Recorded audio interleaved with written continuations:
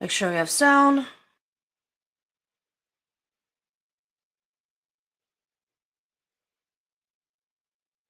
Yes, we do. Yay. We also have to go into some other things and get it properly set up for YouTube. Gotta do all the crazy shit like make sure members only is turned on. Or not members only, but followers only. Do the whole live chat replay. Any duration.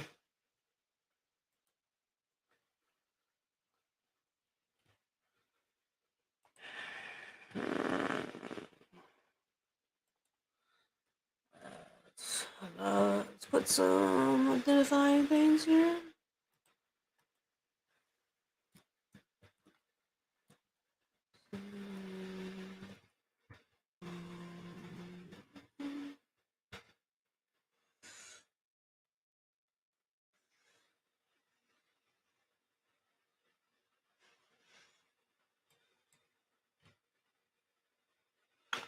Oh, hey. I have a listener. Welcome. Am I also getting a live stream set up here? So, I can bring you on if you want.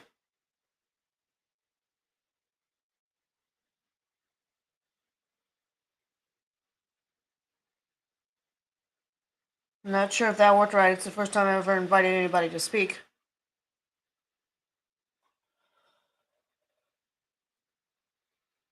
But, so there's been a lot going on here, there, and everywhere. And, they're gone. Well, that was easy come, easy go.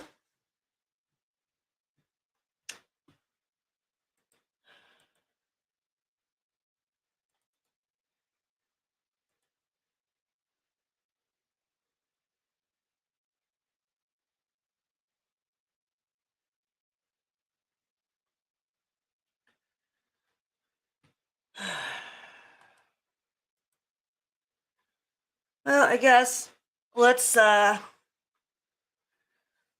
read CJ Media's article on it. A lot of people don't want to really admit that there is a problem when it comes to misogyny on the right. I mean, I know people that do not think that women should be allowed to vote. And see that let me explain to you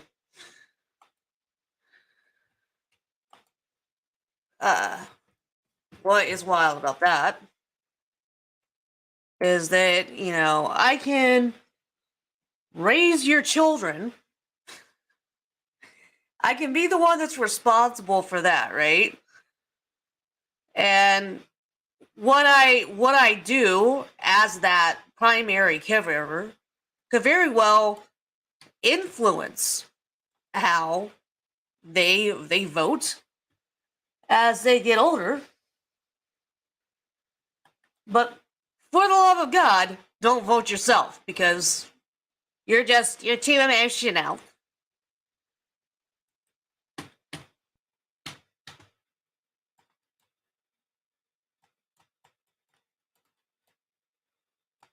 And apparently the only thing that emotions are good for is having the ability to raise children. When it comes to anything else, I guess emotions are bad.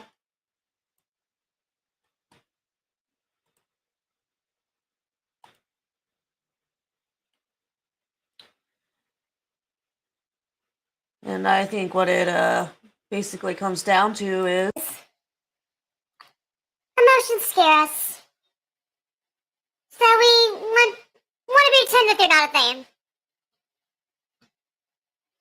Because they scare us. That's basically what it comes down. Hello, LG.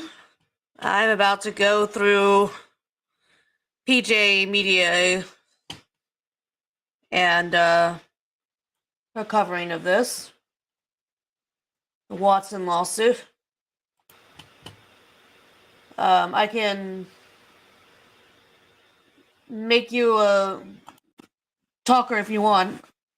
I tried sending somebody an invite a little bit ago. They're like, I don't want to do that. I'm also live streaming on my YouTube channel right now. So I've tried to send you a request. I hope that works. You're welcome to talk with me. So, hey, how are you? I'm doing okay. It's been an emotional roller coaster. Sorry? It's been an emotional roller coaster. I can only imagine. So I've had an article that I've been working on for my Substack, but I see that Megan Fox has already got one up here. I don't know if I'll bother because I don't really think anybody's gonna read it. But if you don't mind, I'm gonna go through it live with you. Sure. All right. So Cindy Watson's lawsuit against Blaze Media exposes misogyny on the right, and I actually believe to an extent that this is a thing. I don't know if you heard me say a little bit ago, you know, there are these personality types that they're like, women shouldn't be allowed to vote, but yet you want me to bear your children Right. and be this huge influence in their lives that will have a lot to do with the way that they vote. But I'm not.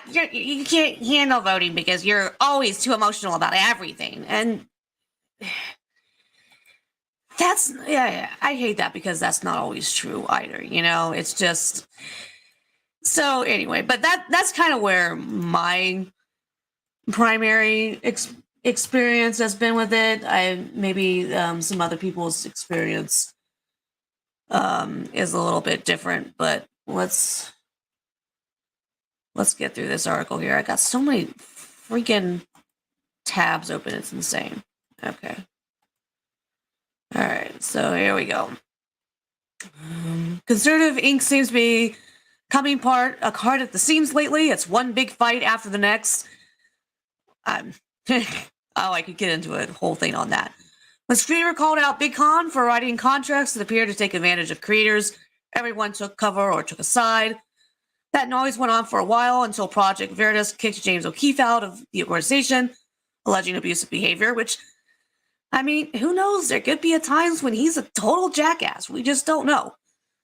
You know, we like to think that we know these people. But I've tried saying this before. Don't pretend you know these people. But, you know, we're still trying to figure that one out. Running in the background to all of that was the story of how Eliza Blue worked her way into the inner circles of conservative entertainment and influencers with a dubious tale of being trafficked. When questioned, she became today's most notorious censor, striking YouTube channels and Twitter accounts that publicly available photos and clips of her recent video Vixen Pass. Now comes the huge lawsuit against Blaze Media, brought by talk show host Cindy Watson, who says that her time on the podcast, You Are Here with Eliza Schaefer, was a nightmare. Her lawyer is Town Hall's own Kirk Schlitcher. And I guess that's somebody important, but have you ever heard of him? I actually haven't. I don't know who he is. Yeah, there's a lot of times there will be all these people over, like, I really got into some of these people within the last year, like especially with the whole Kenosha shooting thing and Kyle Rittenhouse. So there's been a lot of these people that I haven't even just heard of until recently, and it's like every new crisis brings somebody new. That's true. And Kyle actually posted a picture with Trump. I saw it yesterday. Oh yeah. There was Trump and some other person that I could tell, but yeah, she did. He did. Yeah. Now, where was I? Oh, her lawyer is Samuel Slitcher, another conservative media insider. In case you haven't noticed, there's an internal war going on inside the conservative media space. Maybe the time is to blow it up and start over. I mean, I don't know. And she's giving this quote from Viva Fry that he posted on Twitter. He's kind of one that like drives me crazy. Excuse me. My throat is probably going to be sounding horrible a couple of times. His big thing is that he's constantly pounding on about the shot and stuff, you know? And I'm not one of those persons that wants to like instantly blame every damn death on there on the shot. But if you're below a certain age, it's like, and you die, then for him, that's just one more person to add to the checklist of all the reasons. And it's like, you know, if you do that, it's like at some point people start to roll their eyes. Does that make sense? Yeah, it does. So, but she included his tweet here, and it says, Crowder versus the Daily Wire, Eliza Blue, Project Veritas, expels James O'Keefe, Sidney Watson suing The Blaze. I've been in the space of the internet since 2018, and I've never seen anything like this, let alone with a time span of 3 months. COINTELPRO 2.0. See, I have no idea what the fuck that even is. But somehow it's supposed to prove that there's something bigger and deeper going on, and I'm like, because I know that's got to be why he included that there. Do you have any idea what he's talking about? I don't think so. I'm afraid to Google it. That's funny.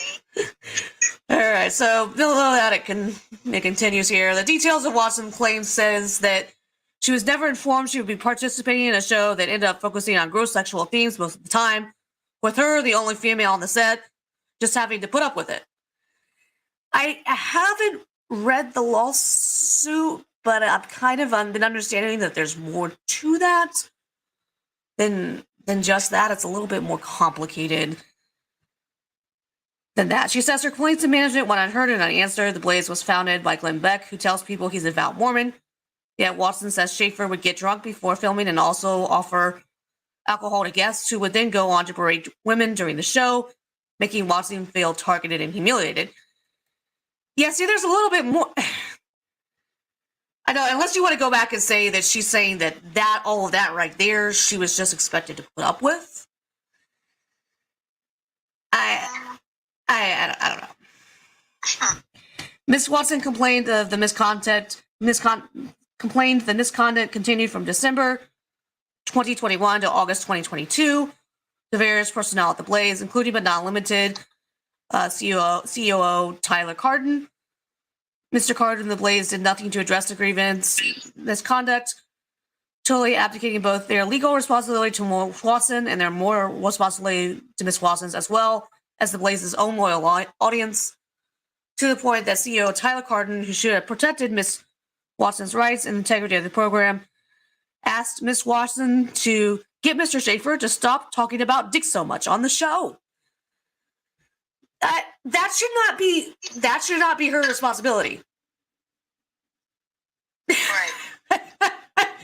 If one of your co-hosts is saying and doing things that you don't want him to do, that's not her responsibility. And if she's got any kind of proof to back any of that up, if she's got witnesses that are going to say, yeah, this fucking happened, and then that's not good for the Blaze. If she's got, internal emails that she saved, then this lawsuit might not go their way. It's just, yeah. And see, the thing of it is I can't imagine her. She doesn't sound to me like the kind of the person that would go through this if she couldn't back any of it up. Yeah, because they need receipts. Everybody needs that. You just can't talk out of the air and Yeah. expect people to believe you. Yeah. Well, and I have a view of this that probably I don't know could offend some people a little bit. Uh-huh. I feel like if I had a daughter, if I had a son, I would probably tell them the people at large are not required to believe you.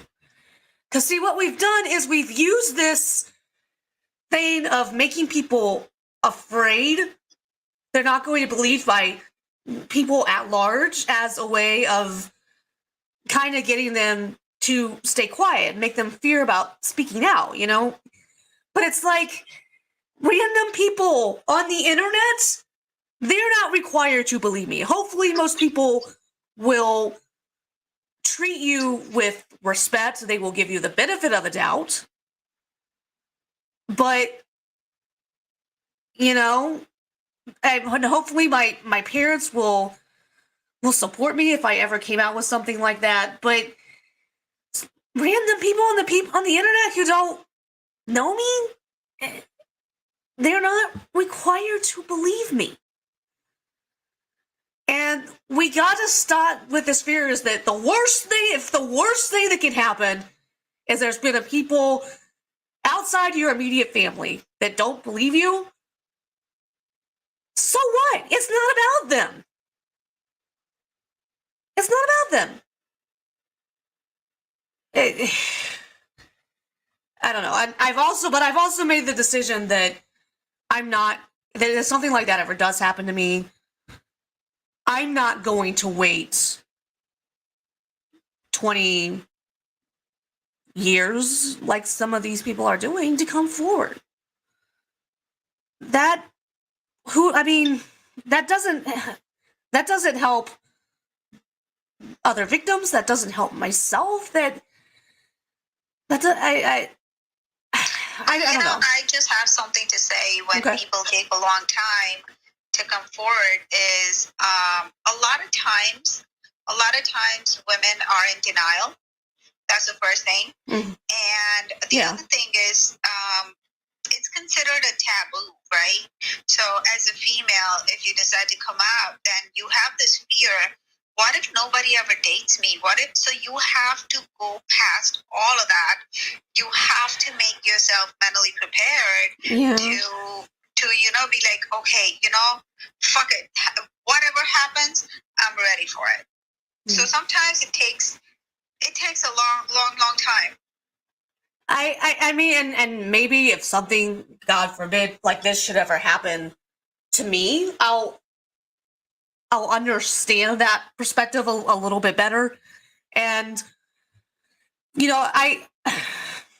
I'll never judge anybody that I know for that. I just decided that for myself, that's not something that I'm going to do. And I think that, we need to start teaching our young people to have that mindset if we want to protect future victims. That's true. But it's also I had a friend a few months ago when we were having a conversation, and she goes, I forgot the term that she used, and I never snapped at her before like that. She goes, "Oh, the most shameful event of your life," and it was a natural reaction. I just snapped. I said, "It's not shameful. I'm not ashamed of it anymore. Yeah. It's a part of my life. It happened. I lived through it. It still triggers trauma sometimes, but I lived through it, and I'm not ashamed of it. Not anymore." So people still, they will support you, but they still have the back of their head that, yeah, it's very shameful. Yeah. So let's continue here. I'm more interested in what this reveals about right-wing media. Something ugly is going on in some right-wing entertainment spaces that I've witnessed and been a target of myself. And I have seen some of this. She's been on live streams like with even people with like Nick Rekieta. that they've gotten in some tiffs. I'm assuming that this is what she's kind of referring to, maybe. I call it clubhouse syndrome. No girls allowed is basically nailed to the door, and if you are a loud, no girl is basically nailed to the door, and if you are loud, you better be prepared to listen to any anti-female rhetoric and not push back against it. I don't really think that's what. I don't know that that's what this is about, though. I think that she might be looking through some of this through the lens of her own experience. I don't know. If she goes on here, if you try to defend the women who are not lying harpies, because there are many of us, absolutely, there's only one response you can expect, and it won't be civil. I've been on the receiving end of this kind of abuse very publicly for trying to have a rational discussion about men and women. Yeah, she's not. I don't really think that this is the same. I don't know. It's not fun, but there's a subset of our side that thinks it's hilarious and it's acceptable to treat women this way. Referenced in Walson's lawsuit is this disgusting display of unhinged anger directed at her for doing her job by grifter Jack Murphy, who was the king of the manosphere until this moment unmasked him for the fraud he was. Schaefer did nothing to stop his guest from abusing his co-host. I remember that. She included a tweet here from somebody named Superman if he was scared of green rocks. What? WTF at Jack Murphy Live. I know I'm risking a block. IDGF. I stick up for you all the time. You know that, but I saw this clip and I was astonished by your lack of composure. How am I going to say, yeah, this guy is a real man after this? Have you even apologized to Sydney Watson? I've heard mixed things about this. I'm going to go ahead and I'm going to play this clip here. I don't know if you'll be... Well, you may or may not be able to hear it. Because I don't think that you're going to be able to hear it. I'm going to share it. Because Mr. Dickenball said, Could you please clear up the cuck article you wrote? I am not going to talk about Again? this. Okay. And basically, you know what? Fuck you for Me? bringing this up right here and right She now. basically Why are you tells doing him, this "Fuck to me? I didn't you," know that for bringing article up was. the Well, the just use a cuck little bit of article that I fucking wrote, common sense. Sorry, apologies. Yeah. and he rips into her. Heartfelt. Elizabeth, LG, I'm gonna send this link to you because I don't know how to post it. Because there's a thing where you can post tweets related to this space. Anybody who wants to can go back and listen to that.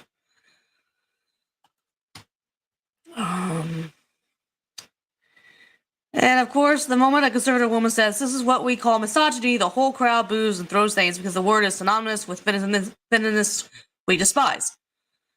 But feminists, I can say big words, can be wrong about almost everything and still have a point now and then, and treating women with disdain and contempt based on gender is the definition of misogyny, and it's happening on my side more than some of us want to admit. This is an excellent argument being made that the left-wing culture has brought us to a point where men and women can no longer talk to one another without contempt. Obviously, anti-male sentiment is deep and vast on the left, which is also wrong. I've written a book about how wrong it is to give women credibility they don't deserve simply because they have uteruses. Many of us women on the right have defended men vociferously. Okay, Megan, you can't use big words like this, honey. My brain does not, when they are vociferously, when they are falsely accused. Instead of thanks and appreciation, however, these men on the right lump us into the same category as the feminists they hate and the women who have spurned them or taken them for everything that they have in divorce court. I get it. Some women suck. But instead of seeing that, Each person is an individual worthy of being measured by his or her own actions and contribution to the movement. Many conservative entertainers have brought into the leftist obsession of putting people into identity groups, and their favorite identity group to bash is women.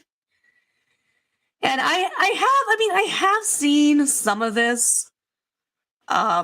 Nick Rekieta will have a panel of people on sometimes, and there's a few of them that they'll start talking about their view on women, and I can't stand it. And he doesn't really give them much pushback, in my opinion.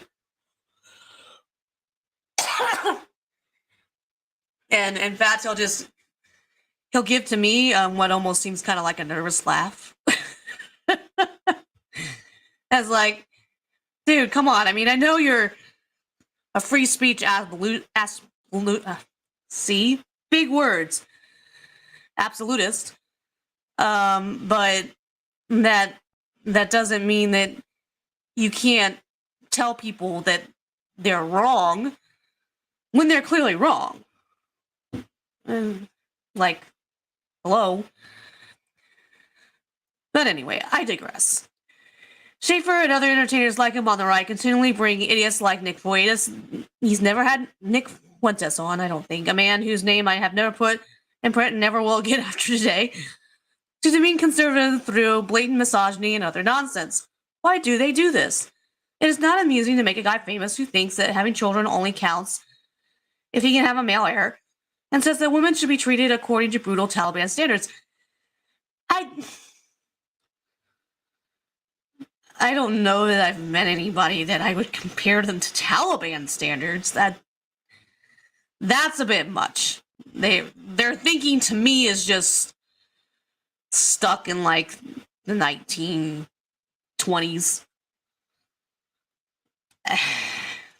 That's a bit much to me, Megan. Come on, girl.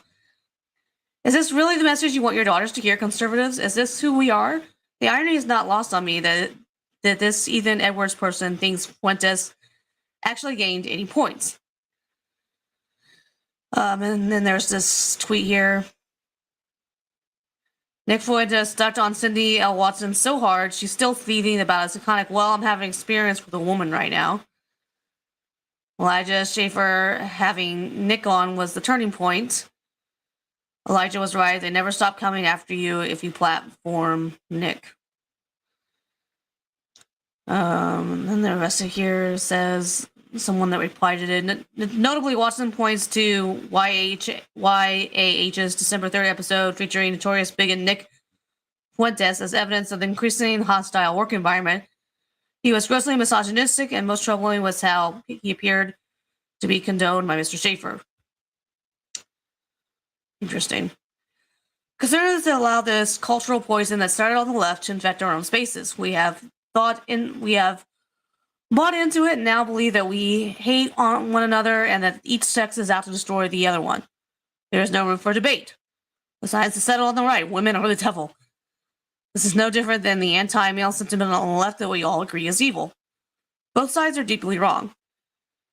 Instead of trying to come to a rational balance on the right, where we recognize that some women and some men are dangerous and evil, but others aren't, we've allowed the left to turn us into what they say we are.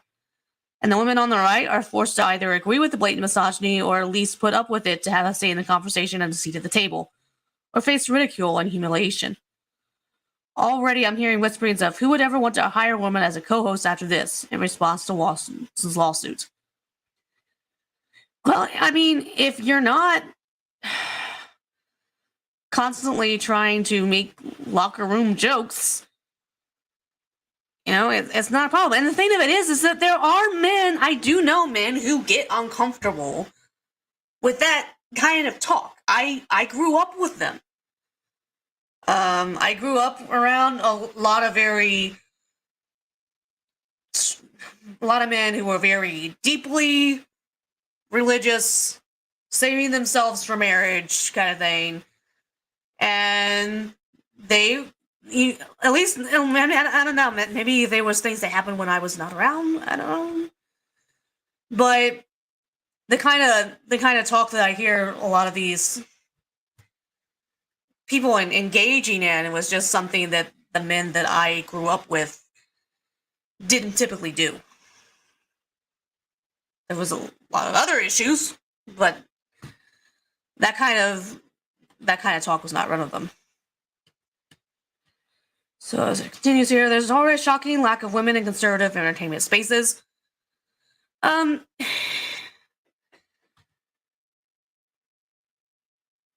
don't know. I mean, I'm running into a lot more. I feel like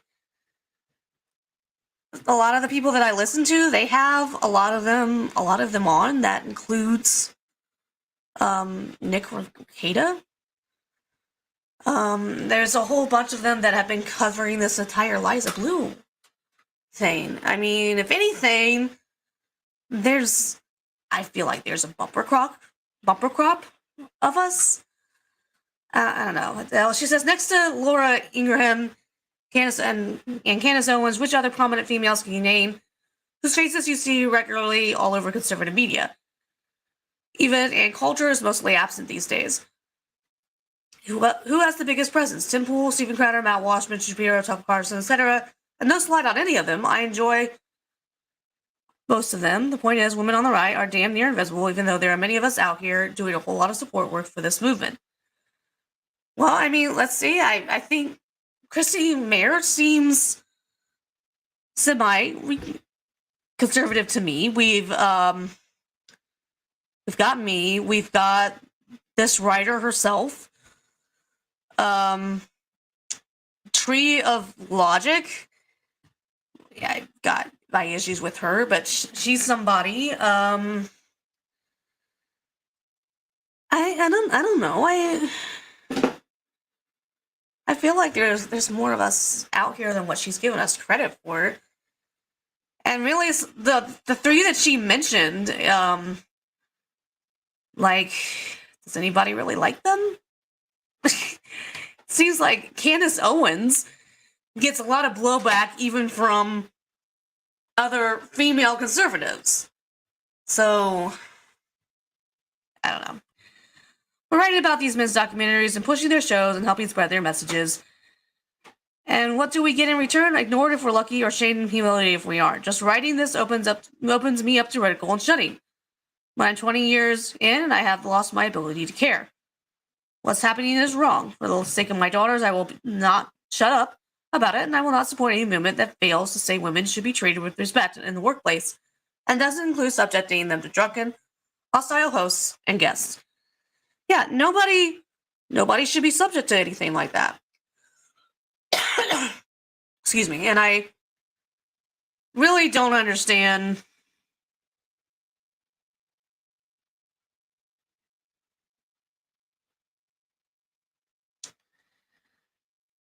I don't know. I guess there's just a lot of that I apparently just do not understand here. Like, why I don't know why any man would want to work in that environment. I think most of the people on the set probably didn't want to work in the environment that Mr. Schaefer was creating, but how many of them felt like they had the power to speak up?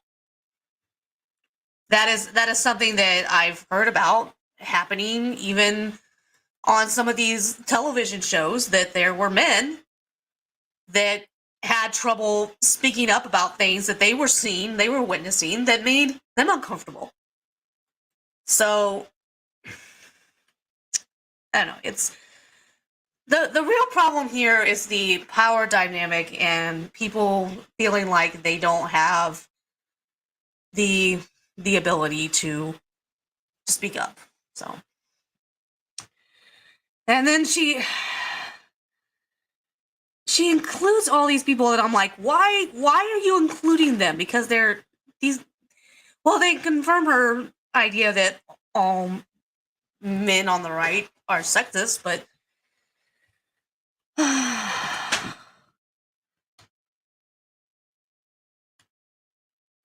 Where did I come? Where did I leave off here? Okay. A shakeup is happening, and I'm glad because the sickness will destroy all of us. If the right wants to lose some of its strongest allies, i.e. women who agree with them politically, keep it up. I'd rather quit and spend the rest of my life gardening than defend this kind of disgusting chauvinism. Good luck being a movement supported only by angry men. The conservative media needs women. Do they know that? It doesn't seem like it. Though they sure want us when it's time to vote, don't they? Yep. Well, I mean, some of them think that we shouldn't have the right to vote because they insist that studies show that if you took the way away from women to vote, that we would actually get more conservative causes passed because they say that women are voting for their emotions. Well, they feel sorry for immigrants, so they would vote for things that make it easier for illegal immigrants to come, or they don't, they don't want women to be forced to carry a child that they don't want. They feel bad about that, so they would be pro-abortion or, all this other stuff. Well, I don't know. I don't understand that because I come from a family that's not like that. I, as a conservative, and not like that. I would rather see women choose life. I don't want there to be incentives for them to get abortion and use that as a means of birth control. I don't want that. But they seem to. There are a group on the right who thinks that that's the way a lot of women think. If those controlling the conservative entertainment and social media space come out in favor of Schaefer and Blaze Media, they will predictably turn Watson into a caricature of herself. They will call her woke or a feminist or some other slur. Here's Ali Alexander, a MAGA influencer with over 100,000 followers. I have my own issues with this asshole. So I'm from Ohio, those of you that don't know. And a few years back, I don't know if it was 1 or 2, I don't know if it was 2 or 3 years ago. Might have just been before COVID. We had a mass shooting in this area called the Oregon District in Dayton. This guy, I initially kind of thought that he was an all right dude. And then he tried to say that shooting was all about himself. And then as I've been following him, I'd heard him kind of say some things about women that I just didn't agree with. And I think one of the things might have been indicating that he thinks that women shouldn't be allowed to vote, women shouldn't be allowed to be president because they're just too emotional. Fuck that. Anyway.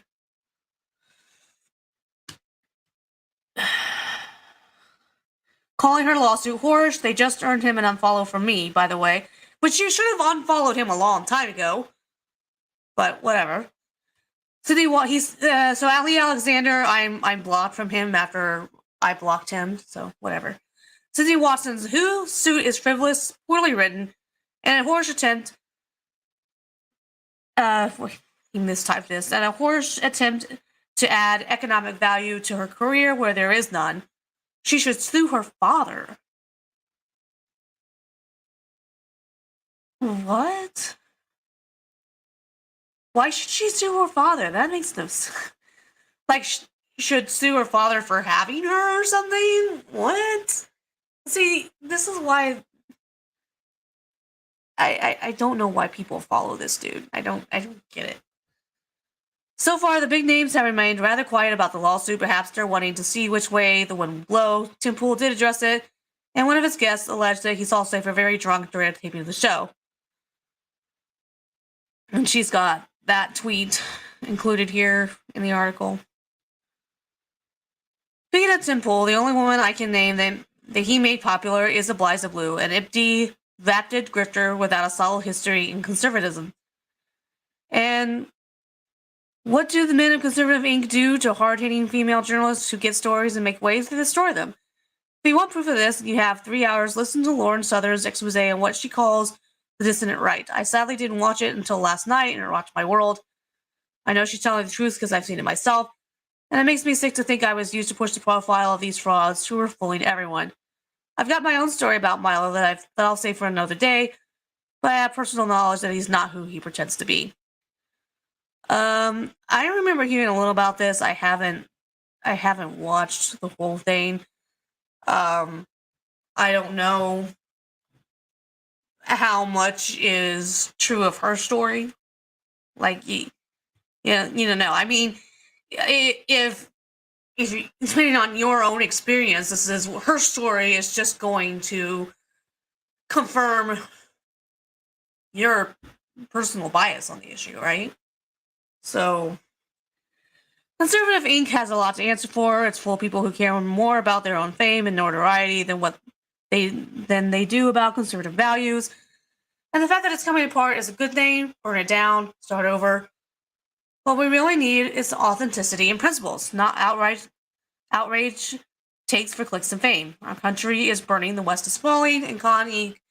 is protecting moneymakers over values. Well done. Cue sarcastic clapping. What?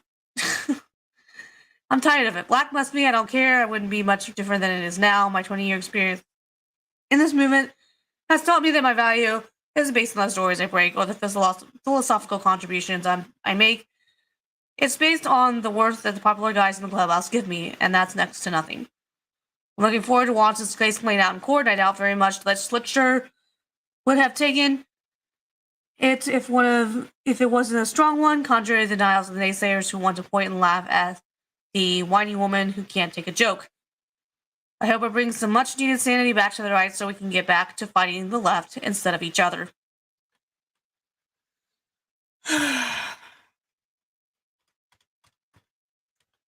I mean, I am continuously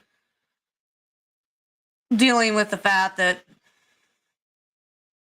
you know, no one listens to me, period, just on a daily basis. I mean, I've got 3 people in this space right now.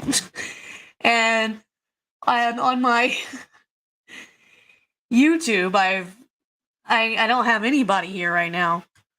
And I just constantly treat all of this as kind of my open letter to the world. You know, if my open journal, if people are listening to it, they're listening to it. If they're not listening to it, they're not listening to it.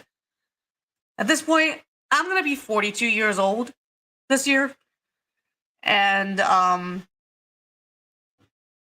mean, I'm not likely to get my big break today. I thought that I was gonna have this big break in the Eliza Blue case over the last few days because I got someone that was emailing me and talking to me like, oh yeah, I work for WorldStar and I got all the information that you need on this, that, and the other. And yeah, that ended up being bullshit because all he wanted was to get paid. So yeah. So I couldn't trust anything that he was saying, but I think that, you know, I think the good thing is that there's some people that have got some things coming in the works that I think will be good info. I don't know that any of it is going to move the needle at all. The only thing that's ultimately going to move the needle on this issue with Eliza Blue, if somebody decides that I have the money to sue Twitter and YouTube and expose how crappy their reporting system is and how easy it is for you to get accused of something that you didn't do. I did a whole thread where I posted screenshots. But people were like, well, she went through the proper channels of YouTube. And it's like, excuse me. It is so easy to just report something and just say, oh, yeah, this person, my name is such and such. This is a picture of me. See, here's a picture of my license now, and here's a picture of this photo. But see, the thing of it is that was taken from a publicly available YouTube.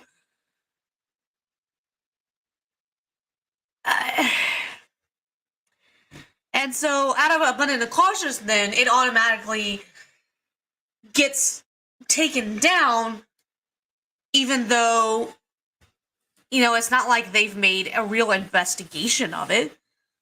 So, it's kind of this weird thing where there's certain rules that they have that they've got to follow, because I think there's been laws passed, and this may or may not be something that is protecting actual victims, but then there's still room for people to abuse it and use it to target people who aren't doing anything wrong.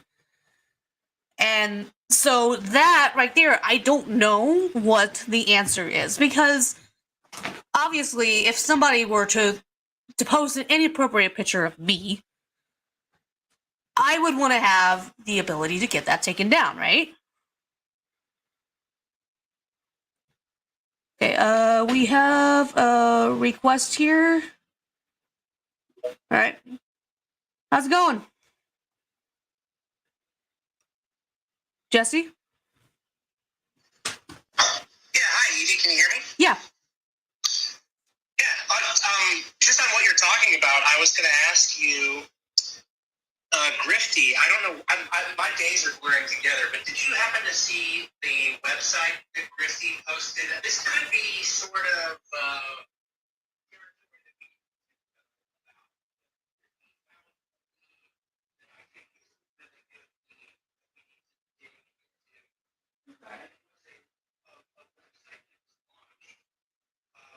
right around the time that these takedowns started happening.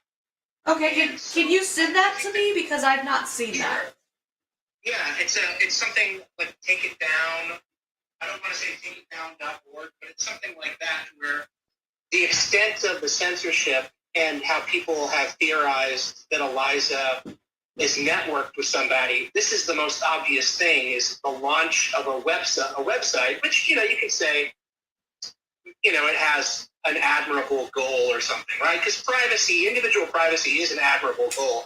But what we're talking about is overreach, Mm-hmm. And so I think at least for now, it's a good theory. It's a good lead to look into, that possibly a lot of the footwork, a lot of the heavy lifting could have been done in conjunction with the launch of this website and this particular effort. That it would at least prove that this is kind of politicized on some level, or that there was a coordinated effort, which I think would be a productive next step, But it could also be a dead end. You said it was called takeitdown.org? Well, that's the gist of it. It's definitely Take It Down. Let me remove myself as a speaker, and I'll go find it for you. Okay. And I'll put it in the bottom. Okay. All right. If you listen. Alrighty. So that'll be good. So we'll have that. I've not seen that by Grifty. So I appreciate that. And I'll put that on my screen here, and I'll share it on my live stream. So if I want to make sure that I understand how that works here. But, one source of frustration to me when it comes to the whole suing thing is that I kind of feel like people like the cornering have kind of had me on a emotional roller coaster. of what it is that they want me, or what it is that they plan to do. And I finally texted him, or not texted him, I don't have his phone number. I sent him an email and I was like, dude, I don't know how to feel about this. You know? I'm like, it's feeling like you're just kind of wanting to give up here, for lack of a better word. But then a lot of other stuff ended up happening, and it looked like maybe that wasn't going to end up being the case, because she's basically accused anyone of who's shared it of, you know, sexual exploitation, which is a crime. So, yeah. But I have the ability here to pull up the Cindy Watson lawsuit as well. I think I had at one point and wanted to go through a reading of that. I don't think I have the voice to do it tonight.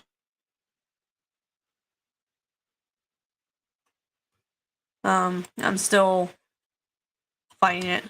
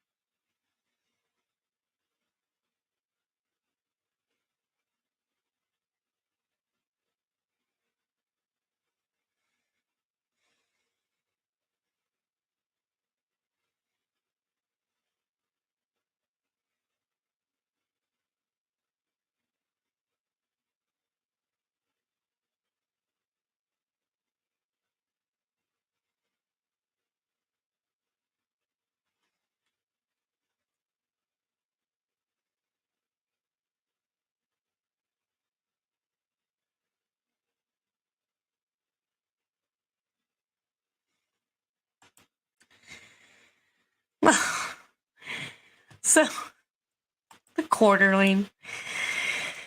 This is something that would make feminists mad. I don't know if it would, oh wait. Back?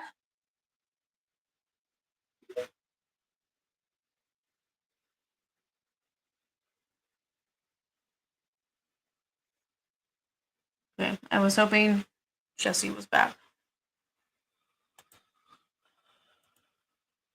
Okay, here we go.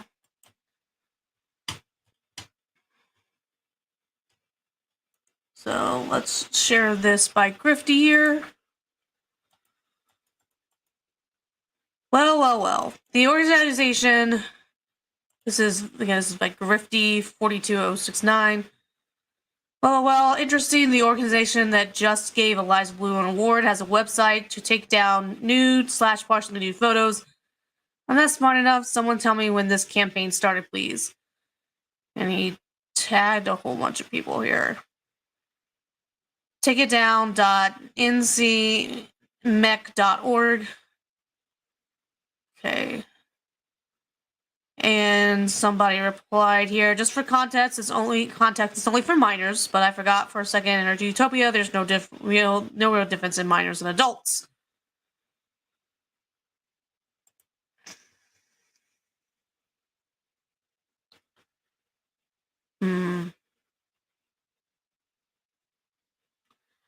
And somebody said around January 19th with Venti, if that's what you mean.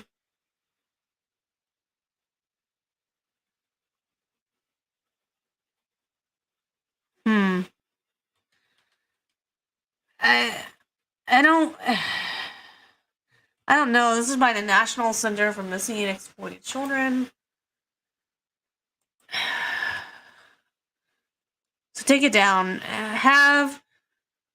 Having nudes online is scary, but there is hope to get it taken down. This service is one step you can take to help remove online nude, partially nude, or sexually exploited photos and videos before you were 18. It's here's the name. It says, "Get started."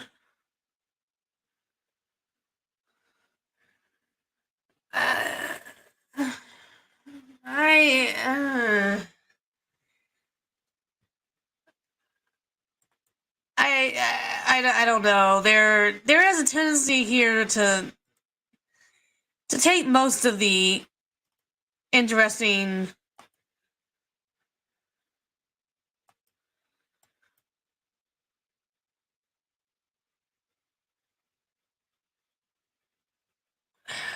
things here as being part of the story, and I'm a little bit hesitant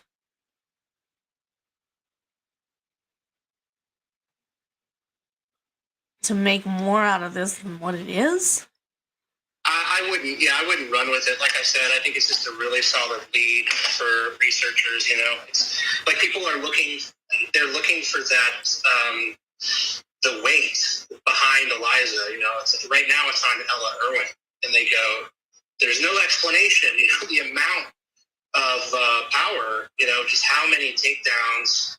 So something that's got a little bit of political weight to it, like a call to action. I mean, it could be a satisfying explanation to some people to go digging, but Okay. yeah, I wouldn't personally run with it or anything, but I would poke around. Well, it does have this thing in here when you click on Get Started. You have this thing where you pick either under 18 or over 18. If there are nude, partially nude, sexually explicit images or videos of you and you are older than 18, you can give help with something called stopncii.org. So they actually have something different that you can go to. So this is interesting. I wonder if she could have. Did she go through this website, or did she just go through YouTube's reporting system?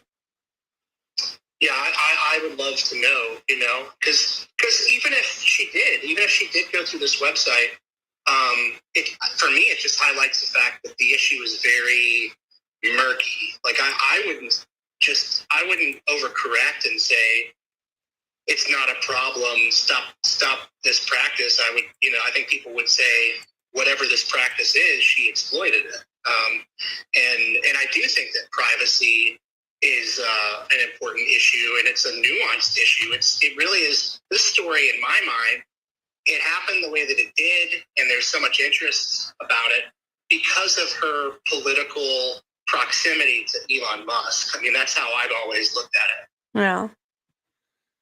Yeah, that is definitely an issue that I wish we knew how to really expose and bring to light. And again, unless some of these people who are negatively affected will start indicating that they have the balls, so to speak, that Cindy L. Watson has to file a lawsuit, I don't know how much of the answers we're ever going to get. I mean, people can do with that opinion what they want. Yeah, and I don't want to put too much out there, but just as you were talking, and I was just kind of thinking about growing up and young adulthood, and now like the types of pressures that are on me. Like I am one of those males that has a lot of the frustrations and anxieties. I mean, there's nothing special about those frustrations, but I do want to say this, that when it comes to male versus female, or even left versus right, there's a dumbing down that happens, and there's sort of a dismissal of any sort of nuanced conversation, which I think is what you're driving at. And in particular, I'll throw my own gender under the bus, but I'll just say in particular, if you have two guys that are at work talking, that's one thing. That's a conversation. You add a third guy and a fourth guy. The most obvious thing is one-upsmanship. And once you have one-upsmanship in play, the conversation by default has to be dumb. It has to be this competitive thing about who will go further than the other guy. You're not allowed to be the most nuanced, intelligent person in that group. It's got to be macho. It's got to be, and once that's there, and once it's, you know, using this cuss word or that explicit, you know, all that type of stuff. It's not, you can't it's Pandora's box. You can't just pull it back in. And in the case of Elijah, no excuses for that guy, because I can't stand him. I don't think that he was selected by the Blaze for those nuanced qualities. I think he's just the typical middle of the road type of guy. And in particular, he's drinking in the office. You know, it's just, of course. I mean, of course, the conversation's just dumbed down. What really frustrates me is that when you do have a group of people, especially when it gets to the size of 6 or 7 people, you know, if you've got backstage guys with their headsets on, when you have a crowd like that, there's got to be one voice that stands up in the crowd that says, hey, you know, you went over the line. Yeah. And you're going over the line. And it just sounds like perhaps that didn't happen. Yeah. And well, like I was saying earlier, I've heard of situations where even another male was made to feel uncomfortable about what was going on, but there was still a balance of power there.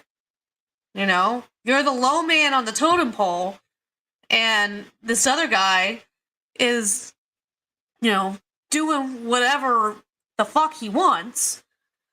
And sometimes even the opposite sex, even men, can get in a situation where they just feel like they don't have the power to do anything, and so they just try to keep their head down and try to, you know, get along kind of thing, you know? Oh, for sure. Yeah. I mean, I think that's the main reason that I typically avoid groups. I mean, I once I start getting sucked into those types of feelings, it's such a trespass, you know, like it messes with your sense of identity. Groups, in my opinion, like the Super Bowl is going on right now, right? It's just everything gets, just by nature of the group, you have to carve off those parts of your personality. You have to deny those parts of your personality. Mm-hmm. You create this duality, you know. I hate that. I hate that aspect of call it, you know, being two-faced or code switching or whatever. Maybe some of these people, they're not, you know, like I'm just kind of projecting this in there. Like their thing is, I've been suppressed for so long. It's my, you know, I just really can't, I haven't been able to really identify with that. I'm not going to say I don't like being around those people. I certainly don't like being around those groups. But what I will say is that I guess I can identify. I can identify with it if I went through like a terrible breakup or something, and I had if you have a bad experience, you have a bad day, mm-hmm. and you want to express that frustration, I get it. But normalizing it, where it's like an everyday thing, or where you're like Sydney Watson's just sitting there day after day after day. She's a punching bag because you're playing to your audience, and your audience has incorporated this kind of one-upmanship thing, or sort of like a rah, we're holier than... I don't understand how you get holier than thou with macho stuff, you know? Like, I think it's a very unique thing to these big con circles, you know? Like, it's a very strange phenomenon to me. Mm-hmm. Sort of the holier than thou and this, you know? I don't get that. I really don't get it. Yeah, it's definitely wild. A lot of the things that we got going on here, but you know, in the midst of this, the Epstein client list is released. So I'm gonna have to Google that, and someone's like, see, not a single client has been arrested. Well, what is that like in? I don't know. Like, why exactly is their name on the list? What exactly is this list? You know, that's what I don't know. I gotta look into it. I'm a little bit more. I'm a little bit behind on the whole Epstein thing, and I'm wanting to talk. I wanted to get into a little bit about these all these balloons we seem to have invading our. Right, yeah. Like, legit balloons and then UFO balloons back to back. Yeah, or things that like we're getting mixed messages here on exactly whether or not anything has been seen. Like, was it just an anomaly? And not. Oh my god. Was it, a false positive of some kind? Or did we really see something? I don't know. I took a picture of some birds that were flying over the river near my house, and have you ever heard this thing about how birds aren't real? Yeah, I think it's like a weaponized thing. Like, don't take anybody seriously. Yeah, but I've heard that. Yeah. Well, I joked that I was like, okay, if birds aren't real, when is NORAD gonna do something about these drones that are all over my neighborhood? I have that with there's certain conspiracy circles that they it's a mystic kind of thing. They want this mystic experience, and if you can't offer them that sort of mystic rabbit hole, they're just not interested. But they get on the same wavelength about like jets. Jets are real, but where's the room for the fuel? So obviously, jets aren't what they tell us they are because there's not enough room for the fuel. And I go, what is that? Like, okay, so you guys are all watching slideshows. Yeah, for sure. They're like, show me on the plane where the fuel is stored. And I'm like, so you're like, what are you gonna be? You're gonna become like a hydrofoil engineer now? Like you're going to school? Those ones are so interesting because it's specifically that. They're chasing after this high of like what is possible. Like I can connect with those types when it comes to like a conspiracy about the Civil War. Like the conspiracy, like the Civil War is not what they told us. I'm like, okay, let's talk about that. But they go crazy about just looking at everyday objects, looking at basically watching videos together, like a slideshow on YouTube, and getting high and just like imagining together these, and it really is. I mean, like it does get almost to the birds aren't real thing, like with I was Project happy you brought up the birds aren't real thing because that thing's hilarious. I would like it, but I just think it's kind of there to kind of put you in a. Basically, it's like this is how ridiculous people are. You can't take any of it seriously. That's kind of how I see it. That's my one kind of negative about it. Wasn't that originally what QAnon was just like supposed to be like a social experiment to prove how like these sort of conspiracy theories can like get out of hand or whatever? Like I remember hearing something or watching some sort of video that was explaining it that way. I've never really grasped this whole QAnon crap. You see, I never really have grasped it all together either, but supposedly, and I don't know, maybe Jesse knows something about this, but I guess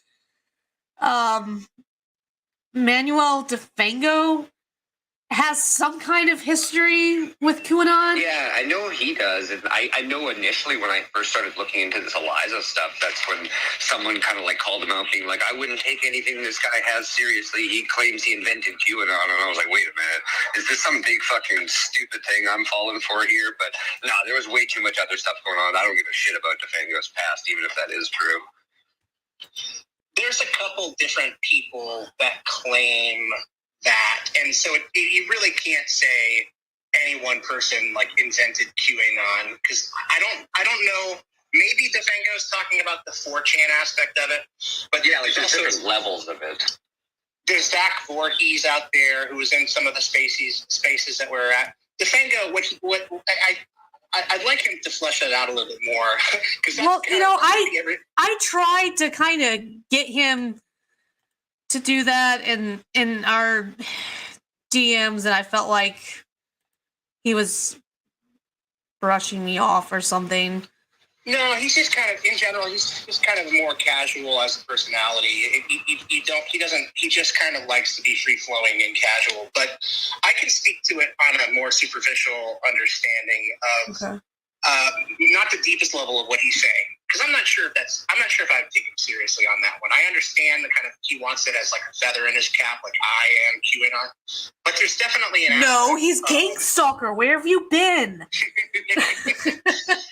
I will give interesting. I will give him this: the precursor to QAnon, the aspect of people getting together, especially mathematical people or musical people, the weaponized autists of the internet. The precursor to QAnon was certainly the Cicada Project, and so Okay. See, this is one thing I tried to get him to explain. Honest, Cicada comes out and it's like, this is all about puzzles. What the fuck is Cicada? I haven't been able to get anybody to explain this to me. Yeah, I went down this rabbit hole probably 5 years ago, and all I thought of it was just a video labeled as like the world or the internet's biggest mystery or something like that, and that's all I ever took it was. And some people speculated it was just some people were harvesting intelligent people for some sort of either government or spy op, or no one really knew what the real reasoning was. And it's only been recently that I heard that there's any connection between QAnon and that cicada thing. Right. So I think instead of getting into the actual details of it, just the psychology behind it is you're getting your hooks into these people. In the case of Cicada, I think more honestly saying, like, hey, if you like to solve puzzles, we've got these puzzles that you can solve. And we've got these creative, there's forums. And do you want to make a video? Do you want to do this? So that you've got these people who are getting together. And as far as I understand it, there's like a hostile takeover of Cicada at some point. There's just kind of different factions that form. So yeah, that's what I heard too.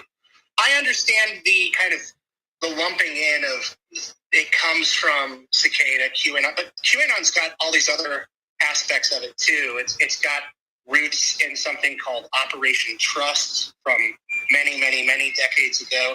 There's a lot of different aspects to it, but just basically like baiting people to go down rabbit holes. Okay. And I think Cicada was kind of more honest that it's baiting you, whereas QAnon is just what people would call hope porn. Like we're in a hopeless situation and Donald Trump's going to get us out of it. And look at his third finger during this speech, and he's not going to tell you outright, but he's rounding up the Clintons tomorrow, Yeah, that's been my takeaway. And also that there's been like different evolutions. Like, it started out as being kind of like this copycat of Cicada as like a game, and then it got turned into like a social experiment of like, how far can a conspiracy go out of way? And then I guess it got taken over by different admins, and now it's just this crazy bullshit that it is today or whatever.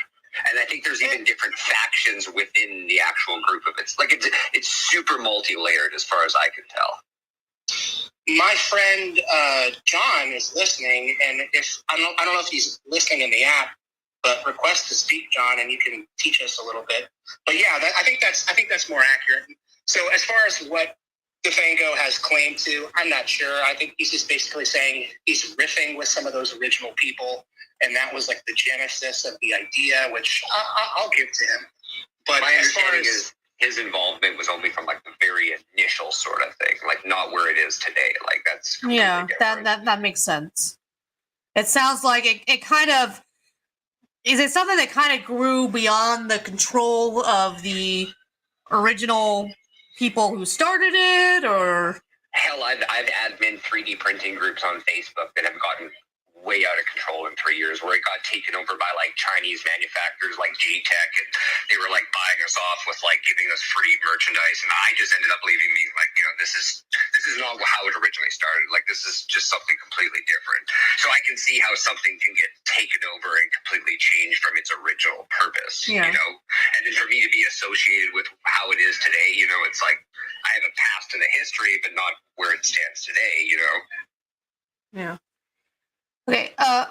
As we we're starting to get some more people here, and it's possible that as we go through here, there's an option here to put your hand up if you want to talk.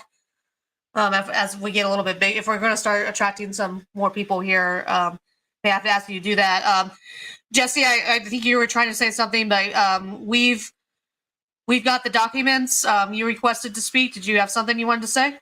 Yeah, just real quick, and I got to cook dinner, but I've been studying the QAnon operation for quite a long period of time, and there's a big discussion of whether it was organic, grassroots, or a controlled operation from the very beginning, which I think it probably likely was.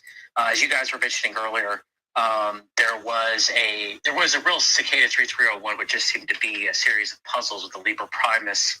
That not everybody had been able to figure out many of the puzzles within the Liber Primus, but it appeared later that there was attempting hijacking of it by the fake Cicada 3301 group, as they've been named or called, which Defengo was a part of. It seemed to be head by a man named Thomas Schoenberger. Okay. We know that name from the Twitter files, correct? I think Defengo created Q.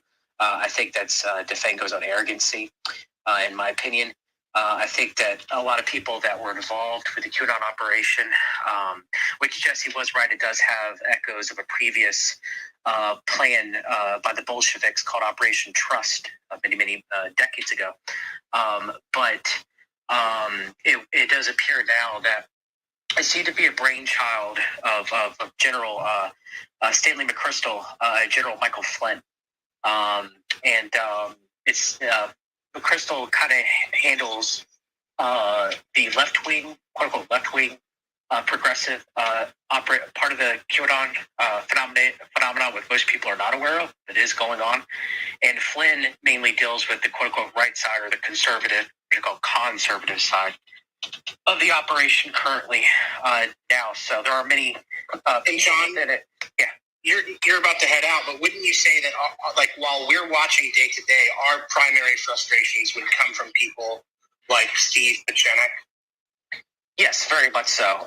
Or Thomas McInerney, or Paul Vallely. Paul Vallely, co-authored From PSYOP to Mind War, which Jesse has discussed quite often throughout his YouTube channel, with Colonel Michael Aquino, the known Satanist. And so you have these military actors involved. You have these grifters that grift onto it to try to make money. There is just so multifaceted, so compartmentalized. It's almost impossible to really grasp it as a whole. And who really knows exactly the full scope of the operation, and who's in it just to make money, or just to get notoriety, or just to push their agenda. But we do know that there seems to be some major actors in play, like Flynn and McChrystal and Robert David Steele and Steve Pachenik, for example, who Jesse had mentioned, Colonel Michael Aquino, Paul Vallely. They all seem to be major players within the QAnon operation that were probably knew a lot more about what was going on from a day-to-day basis and what needed to be pushed. Hopefully, I think that's why I always got lost by all this. It's just because there's so many levels to what's going on, where I'm just like, okay, this is just too much for me. Yeah, and I know absolutely nothing about most of the names that you even mentioned. And it's like, it can be really hard to know which. Sometimes they're these like they develop so many rabbit holes that you can go down to with this, that you don't really know.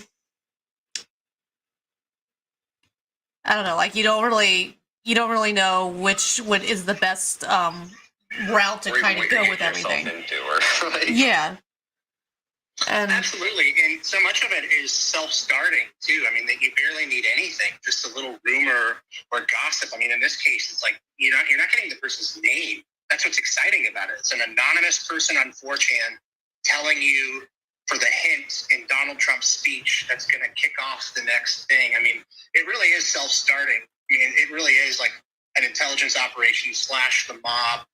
We didn't even mention really any of the influencers. I mean, we touched on some of them, but like Praying Medic and Amazing Molly, all those types of people.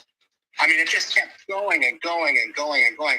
I think because a lot of it, the energy behind it is crisis bonding, this total helplessness and people being baited that whatever it was that they hated about the other side is about to end or go up on some tribunal the next day or next month. Yes, 100%, Jesse. I do got to go. I'll be listening, though. But a lot of people are unaware of the progressive side of things. They also talked about Biden was sending people to Guantanamo Bay, and there was tribunals. And their hashtag wasn't trust a plan. Their hashtag was follow the dominoes. But that did exist, and there are many people. You can look at their accounts on Twitter. They try to push the left. QAnon. You also had Crystal's defeat disinfo during the 2020 election that seemed to be tied in with kind of platform boosting that left QAnon message as well. So both sides have their own message that the other side is going down for their numerous crimes against the deep state, or their, I guess, human crimes against Americans, and they are the deep state. But in reality, that's sadly doesn't seem to be the case. It seems to be a way to pacify people. Grab your popcorn and pay attention to the show. Yeah. Would you say that, like, the involvement or connection with people throwing Trump's name into all this, if you think this is like muddied the waters of everything and riled up some people to just like dive deeper into this because like they either just like believe everything and anything he says, so they're just riled up by that, or other people just getting mad that it's being called a hoax, so then they just want to like dig deeper themselves, like. Yes, I would agree with that, Potato, that it is a self-fulfilling prophecy in that regard, that it's designed to trap in as many people as it possibly can.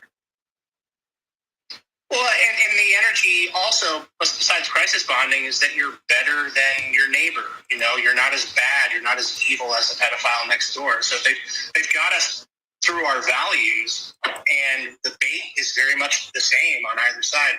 John, thank you so much for that. And guys, his YouTube channel is the same name that he goes by. He's a great researcher. He's networked with a lot of great people. A lot of what he exposes is the Council for National Policy, which is basically socialism on the right. So, John, it's always a pleasure. Thank you for dropping in. That's so cool. Okay. Thank you guys for having me. And if you want to, please, if you could give me a follow, I think I would be like to touch base with you and maybe have you on my YouTube podcast if you'd be interested sometime, and we can talk about these sort of issues in more detail if you'd like. Yeah, I appreciate you explaining everything because I've always been really confused by this whole topic at hand.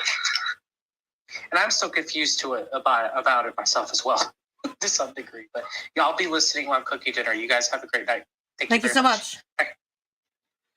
Yeah, I'm in the middle of trying to make tacos right now. All right. Well, I want to go ahead and talk about some of the stuff that we're hearing about these objects that keep flying around. Rep. Jack Berman, and he is Michigan's 1st district. If you don't know, it started coming out now that around the Michigan area there was a lot of things, and I was like, oh, this is real just fun and great because I'm just a little bit below Michigan and Ohio.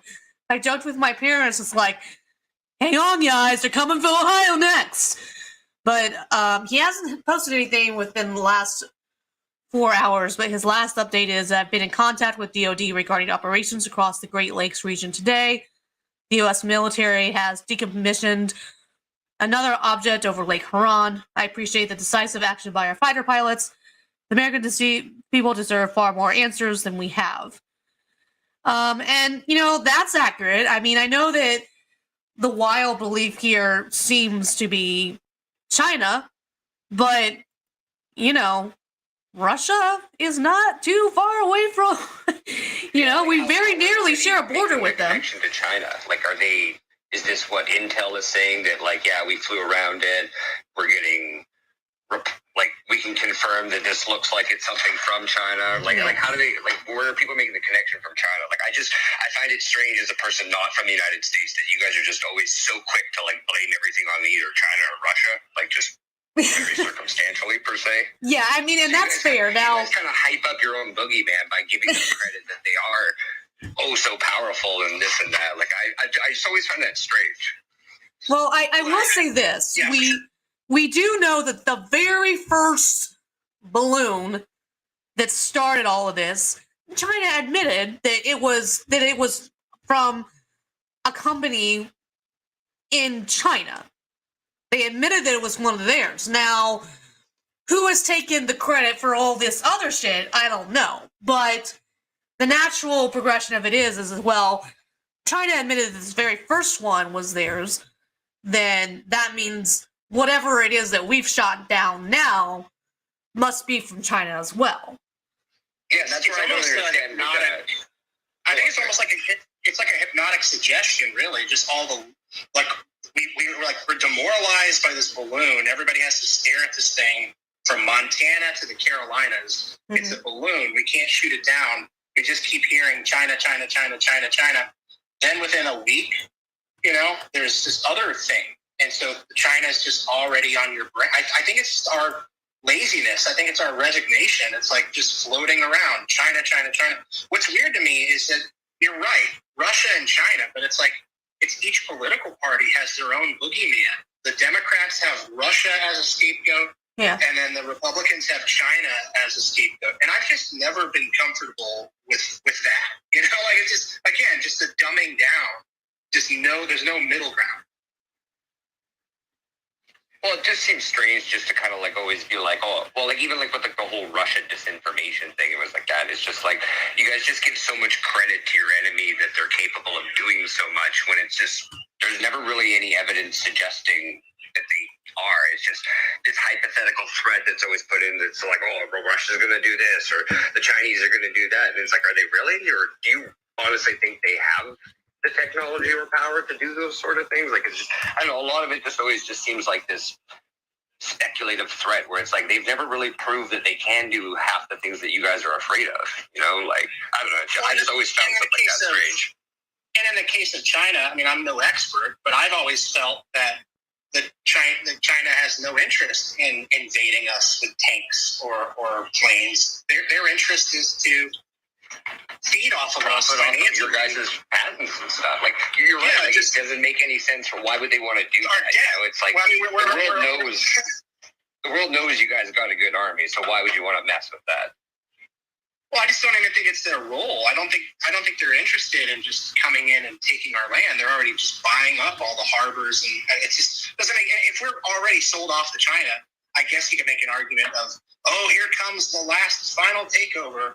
I had a coworker who had one talking point about the balloon, but before that, I was just laughing it all off. He was like, no, China does do that type of stuff, and his theory was one that I haven't heard. I'm tempted to just keep it in my pocket so he could say it one day, but I guess I'll just go ahead and blow it for him.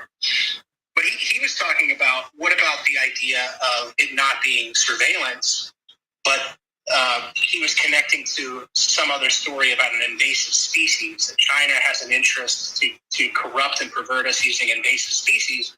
So it very well could have been just dropping seeds along the continental United States. And I go, that's like the best take that I've heard, because who cares about a camera? I mean, it's obviously it's a microphone camera. Like, how could you possibly get information about the domestic USA that's not already readily available on TikTok or, social media, satellite? It's just absurd, Oh, exactly. But that's why I heard people saying that, like for everybody wanting to shoot it down, like, chill out. Like, what if it's filled with either, like a bioweapon or what, even like you said, something as simple as seeds? Because like, I think a lot of people underestimate how like, like moving things like different plants or seeds or like firewood and things like that. Like you can really like fuck up ecosystems where you may not see it as like a direct attack, but something like that can like really screw shit up.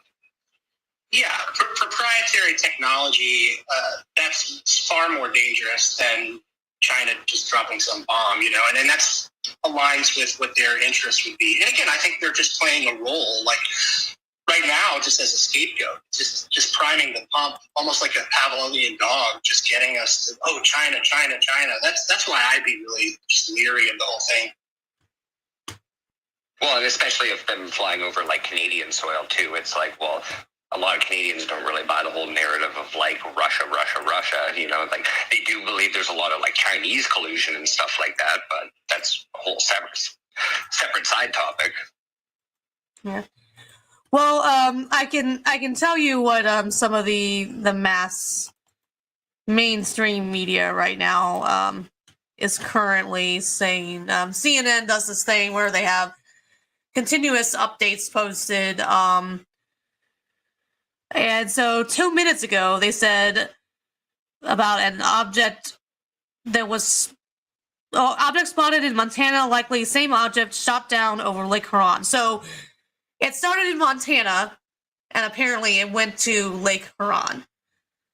Military officials believe the object shot down over Lake Huron on Sunday is likely the same object that was spotted over Montana on Saturday. General Glenn Van Herk, the commander of the U.S. Northern Command and North American Aerospace, NORAD, said on Sunday Van Herk told reporters that the object shot down was first spotted around 4:45 Eastern on Saturday afternoon. He scrambled F-15 fighters and a KC-135 tanker to investigate, and the object crossed into U.S. airspace a few hours later. Now, I will say what can be fun is when stuff like this is going on, you go to flight radar 24/7, and you yeah, that's what I was doing. yeah, like it's just amazing how like it's a weird thing to get like obsessed with watching, but you can literally get obsessed with watching it. I don't know, it's weird. But that's why I also kind of believe some people saying like the narrative that like, oh, this is just all a distraction from like a lot of other things that are going on, you know, like them talking about like releasing names from like the Epstein case and like Twitter files and being in Congress, and then like this crazy like chemical ecological disaster going on in Ohio. Like I literally just learned about this morning, and this has been going on for like half a week. And it's like, this very well could be a distraction. Like how hard would it be to like just inflate a balloon that's used for like regular weather stuff, let it fly up there, you just distract everybody with this crazy story because everybody likes UFOs and stuff like that. And well, it's really making nobody's talking about Ohio, nobody's talking about the Twitter files, nobody's talking about whatever, you know, like well, it's definitely making Biden look bad though at this point, right? Because now we're able to say, well, he can't he can't secure the border, and he can't conserve our airspace well, either. Could be another angle. These could be like, you know, like what's that called, like a false flag, where it's like they can just be shooting down like weather balloons that they deploy themselves and being like, look, see, you know, we're not going to let this shit slide anymore. Like we're on it. Like why would we shoot down these last 3 things over the last today if we didn't actually care? And it's like, well, who's to say where they actually came from or if this is even real? Yeah. Well, apparently this is not something that we haven't seen before. Apparently, from what I've heard, that this has happened in the past, but for some reason, the American people didn't really know about it. Well, so I don't know. Yeah. Well, the article continues here. It's likely, but we have not confirmed that the track that we saw in Wisconsin was likely the same track in Montana. So I guess that's where the direction that they were all going. I think that's what he's referring to. We monitored the track of interest as it passed over Lake Michigan. We assessed that it was no threat, physical. It was no threat, physical threat, military threat to critical infrastructure. That's my assessment and continues to be today. Badger was shot down on Sunday, and recovery efforts with the U.S. Coast Guard are ongoing. So I don't really. I mean, so if it's no threat, we're shooting it down because. See, now I'm all confused. Regardless of what it is, they're not going to tell us what they find after they recover whatever, like whether it be aliens or whether it be Chinese intelligence, whatever. Yeah. Excuse me. See, my big picture would be, you know, we've been tearing down our own institutions. You know, it's like a controlled demolition of just everything towards some new, you know, system or whatever. And there haven't been that many narratives that are tearing down the U.S. military. I mean, that's one thing you have to show off its strength. You have to rattle the saber. And this one in particular is just sort of like, are you kidding me? Between all of our armed forces, it's like A balloon? And like you said, it could be that there have been many of these balloons, but they just never amplified the signal. They never brought it to our attention like they did this time. Yeah, so I don't know. It's definitely an interesting thing here. So that's what CNN has to say about it. So I don't know. Maybe some people want to take that with a grain of salt. The overall effect that I've gotten from my peers are people just straight out saying, I've been demoralized. Like, they're like, this is how I feel about the story. I don't feel good about and it's like, oh, okay. But it could be anything. But I would just look at it as a wide sweeping demoralization campaign. Well, even as an outsider, like it's kind of alarming watching what's happening with you guys. Just even though it doesn't truly affect me firsthand, but like I am aware that like you guys do control a lot of the things that affect my daily life, just based on the world economy and stuff like that. Yeah. All right. Well, we're supposed to be the world police, you know. I'm not crazy about it, but that's what our role is supposed to be. That's what they decided. We're the world police. We can't do anything about a balloon.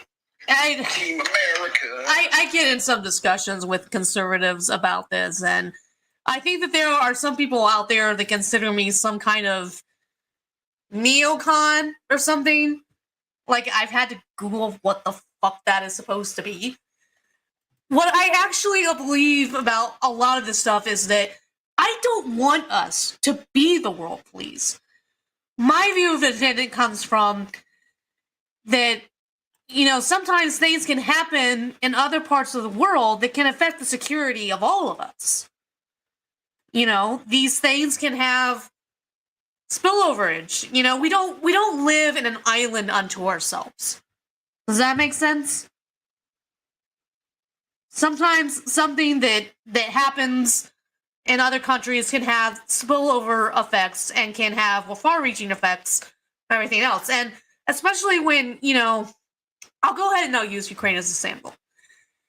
You know, we might be in a different situation if there wasn't all these other countries that could be negatively affected by the fact that they're all bombing each other. You know, like, we haven't heard anything about this, but there was something that went off course and landed in Poland and killed 2 people. I had so many people argue with me being like, oh, well, that had to have been from Russia. And I'm like, look, I'm no expert, but like, that's statistically impossible based on like what they did. And if it is, then they got some technology that we don't know about. Or they're shooting from Belarus. And, you know, I mean, but it's like, I don't want to be the world police, but at the same time, I don't necessarily always take the approach that, well, not my country, not my problem. Well, you know what? That's what we tried to say during World War II. Remember that? And then Pearl Harbor happened. So, I think there are times that we need to choose our battles, and I don't know if everything that we're doing right with Ukraine is the best way to handle it. What I would like to see is I would just like for us to be smarter about it. You know? Smart about it. Right now we're just throwing money at it, and I don't really see where that's getting us. And essentially funding a proxy war. Yeah. Yeah, it's basically it's almost kind of a new kind of war in a way. Because it's not considered World War III because we don't have actual boots on the ground, but in one way... It does seem insane that we're threatening World War III over a 10,000 patch of a peninsula. I don't know, like, everybody, for the longest time it was like, but nukes! Woo! Yes, nukes! And I'm like, bitches, if he was really going to use nukes on any of us by now, he's had plenty of excuses to do so. I mean, the thing of it is I mean, I believe the whole kind of mutual destruction thing still kind of exists. Well, yeah, you could try to throw nukes at us, but guess what? We've got our own, and as soon as you launch yours, guess what we're gonna do? We're gonna launch our own. So, I mean, that doesn't necessarily mean that Always it wouldn't interested in happen. how, like, that But would actually ever play out if anyone actually ever would fire one off, you know, whether it being kind of like, you know, just this open-ended threat of like mutual destruction. yeah, I mean, so I don't know, but like, I mean, I guess at the same time, we never would have thought that anybody would have been stupid enough to drive airplanes into towers, but you know, that still happens, so I don't know. Well, it depends who you ask on that topic, I guess. Yeah, oh God, that's another rabbit hole that I have no desire to get in with people. Yeah, no, from what I've seen over like we're in 2023, so it's been over like 2 decades. It definitely seems like a very touchy issue that has impacted like a lot of people's lives. Where like I don't feel right questioning it as much as like it probably was the very first conspiracy I went down, being like, you know, there's not a lot that makes sense about this, but I don't know. It's what does it really matter? If it was a total government thing, what does it change? You know, it's not like we can call them out. They're not going to listen to us. Clearly, like they're going to continue doing whatever they want. I think there's a lot of crisis bonding and that feeling of helplessness. It almost gets to a point where, yeah, it's like if you want to be smart about the war, yeah, you're going to be called a war hawk, you know, because it's just that people are talking over you and the money is flying over your head and you feel like you have no access to it. You know, you find a broadcaster that makes you feel like you have a friend and then they betray you. You know, it's just one betrayal after another where I think there's definitely an isolationist point of view on the right in particular, which is like, if you even play to what the TV is talking about, it's like you're one of them. But that would be pragmatically what you would do is you'd say, okay, well, we're going to work with the situation and it's the hand that we've been dealt. We're just going to do it in a smart way. But I'm at a loss. I mean, I'm at a total loss of what that would even be, what that would even look like. There was just an article that made me chuckle, which was Netanyahu saying that he could lend the Iron Dome to the Ukraine. And for me, that just kind of put all the pieces together on the map. Like, okay, so it's going in a particular direction. I mean, for all I know, it could have some underhanded thing of just, restoring the previous like Soviet Union. I mean, I have no clue where the hell this thing is going. I just feel totally helpless about it. So when we're throwing $50 billion, $100 billion at Ukraine, the easiest thing is just to check out, you know? Well, there was that interesting point that I can't remember who it was. They brought it up on Rogan. They were on the Colbert Report, but like their whole take was just like, you know, like the whole Soviet Union collapsed, and like their big thing was like, you know, we just don't want you guys advancing NATO closer towards us. And like over the last like couple decades, that's all they've been doing is getting closer and closer to Russia. And so some people have said that like no wonder they're pissed off right now. Yeah. Well, if you check in on Putin's various speeches and everything, I think he's been presented. It's like we've been put in a cafeteria tray. You know, one side has been radicalized this way. The other side, they check in, and it's like he seems very calm. He seems like he knows what he's talking about. It seems like he feels like he's the victim of the West. You know, Hollywood is perverting his country, rap music, all that kind of stuff. Like the PUSSY riot story plays into all of that. It's like people were like, Putin's going to restore Christian Orthodox to Russia. He's our guy. And I think that's one of those things you can go digging into that story, you know, that punk rock band that got thrown in jail. And you can say, was this even like a legitimate story? And I've started to question it in general. Yeah, there's a lot of strange things that are going on and all that, definitely.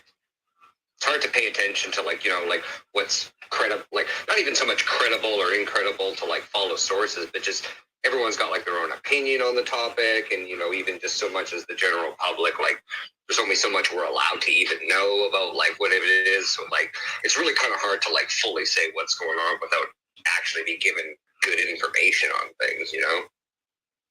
I would have really liked it if the Russian-speaking world had been encouraged to interact with us more over YouTube, not in a nefarious way as like we're getting, invaded, but that I'm just curious about. I understand why the Chinese-speaking world and the English-speaking world has that barrier, but I don't quite understand. I mean, you could say because they're brainwashed, because they're not allowed to, but I just really feel like we've been cut off from them. And there are aspects of Putin's whole lore that are kind of similar to Trump. The whole macho thing of him up on a horse, and there was something really specific that I was going to get into about just questioning his whole backstory in general, just the KGB stuff, and the fact that he's been in power for so long. I mean, he is a billionaire. He's got the biggest yachts in the world.